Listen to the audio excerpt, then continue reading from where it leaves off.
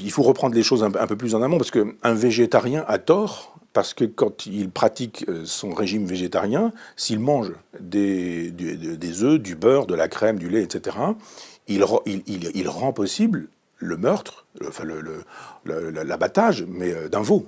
C'est-à-dire la vache, elle fait du lait pour nourrir son veau. Si vous voulez que le lait, il donne des yaourts, il donne du beurre, il donne du fromage, ben il va bien falloir que vous abattiez le veau parce que il faut que vous preniez le lait à la vache. Et si la vache n'a plus le lait pour le veau ne vit plus. Donc voilà pourquoi nous mangeons du veau.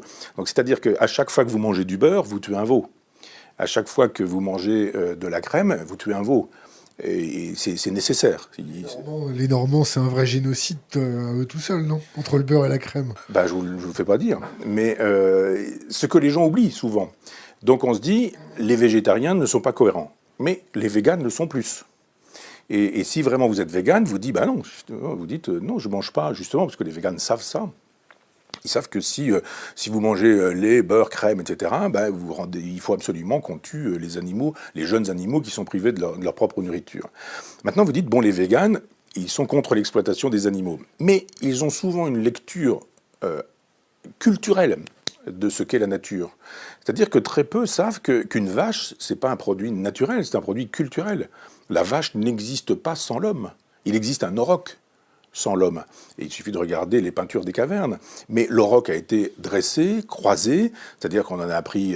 alors vous pouvez prendre des animaux qui donnaient du lait, d'autres qui donnaient de la viande, d'autres qui donnaient de la férocité, d'autres qui donnaient... les chevaux, on a fait la même chose avec les cousses, le fameux le cheval primitif, d'une certaine manière.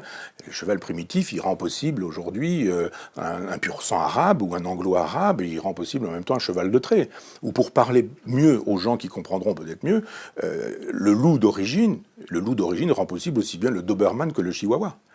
Il s'est passé quoi entre le Doberman et le Chihuahua, puisque ces chiens de tout petits, un petit salut à mon Chihuahua, au Chihuahua de Dorothée qui s'appelle Diogène, entre le Chihuahua et le Doberman qui est haut comme ça, ou le dog allemand, ou ce genre de choses, il y a une même source. C'est-à-dire que les animaux, les poules, les vaches, les cochons, etc., n'existent pas autrement qu'après la domestication des hommes. Donc il y a des phacochères, il y a des sangliers, mais il n'y a pas de porc. Le porc, c'est du dressage, c'est un travail culturel, ce sont des siècles d'agriculture qui ont rendu ça. Le paysage, c'est la même chose. Le paysage, sauf dans des endroits qui sont restés totalement sauvages, mais quand on est devant la nature et qu'on se dit oh, la nature est belle, etc., mais tout ça a été façonné. Les hommes ont taillé, coupé, émondé, planté. Ils ont fait tout un travail qui, au bout des siècles, rend possible ce genre de paysage. Donc, le vegan, enfin le végétarien a tort parce qu'il occasionne quand même la mort des animaux. Le vegan a plus raison que le végétarien, mais en même temps, quand ils disent, ben voilà, plus de chevaux de course, plus d'animaux de cirque, je suis assez d'accord avec ça. Moi, j'ai honte de voir des ours, des lions dans des cages, par exemple, ou des otaries habillés comme des petits garçons, des choses comme ça. Enfin, moi, j'ai honte pour les hommes. Donc, je suis pas contre le fait qu'on en finisse avec ça. Pardon ? Sur le parvis de l'Élysée. Oui. Vous avez des gens qui... j'ai perdu mon sens de... Oui, ils veulent éviter, par exemple, les courses de lévrier, ils veulent éviter les animaux domestiques. Et on se dit, mais effectivement, vous avez un chat chez vous, ah ben, le chat, il a été fabriqué pour être un animal domestique. Donc ça va, il a son truc, il n'y a pas de problème. Maintenant, on dit, bon, on libère tous ces animaux-là. Les véganes veulent libérer les animaux. Donc, qu'est-ce qu'on fait ? On ouvre, dans les écuries, on ouvre les portes et on dit aux chevaux, allez-y. Dans les fermes, on dit, on ouvre les bretons, les brebis, les moutons, et non pas les bretons, les moutis, mais les vaches, les veaux, les cochons, les poules, on dit, allez hop, on libère ces animaux. Mais c'est tout de suite la nature qui va reprendre le dessus, c'est-à-dire que vos poules, ils vont se trouver bouffées par les renards, ils ne vont pas durer très longtemps. Vos animaux, etc., etc. Je ne rentre pas dans les détails, mais les animaux redeviennent à ce moment-là des prédateurs et sont problématiques pour l'homme. Donc cette idée de libérer les animaux est une fiction anthropocentré, c'est-à-dire on a l'impression que les animaux en cage sont des hommes en cage, et c'est toute la logique de l'éternel Treblinka, enfin de tous ces gens qui nous disent que les abattoirs c'est Auschwitz et que c'est exactement la même chose, ou Isaac Bashevis Singer. Non, c'est pas la même chose, c'est pas la même chose.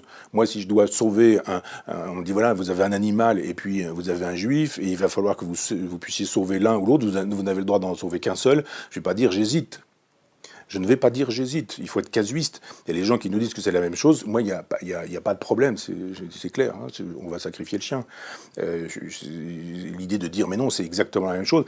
Et puis en même temps, les véganes se trompent sur leur lecture du monde parce que leur nature est culturelle et qu'elle n'est pas naturelle. Si vous vous intéressez un peu aux plantes ou aux arbres, et on est en train de le faire et c'est tant mieux, vous avez des gens qui travaillent sur la neurophysiologie végétale. Et vous dites, bon, une plante, il y a des fleurs, il y a une tige, il y a des feuilles qui captent, la photosynthèse, enfin les gens sont censés connaître ces choses-là. Puis les racines, les radicelles, etc. Et on a mesuré l'activité électrique qui se passe dans les racines et dans les radicelles, et dans les rhizomes, toutes ces choses-là. Eh bien, les plantes sont en interaction avec le monde. C'est-à-dire les plantes souffrent, elles aussi.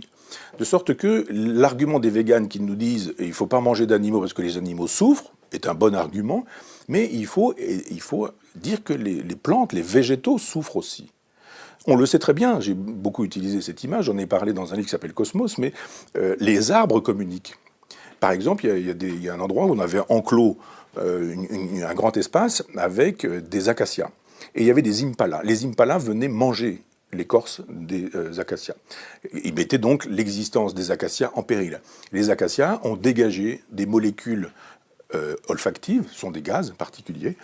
Ces molécules olfactives ont été perçues par les autres acacias qui eux-mêmes ont réagi en dégageant une substance toxique qui a fait que quand les impalas mangeaient leur écorce, eh bien les impalas mouraient.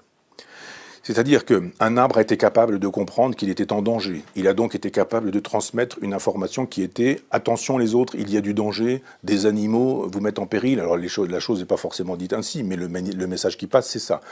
On dégage, les acacias dégagent une molécule qui fait de telle sorte que ce qui était dangereux disparaît et on tue les impalas.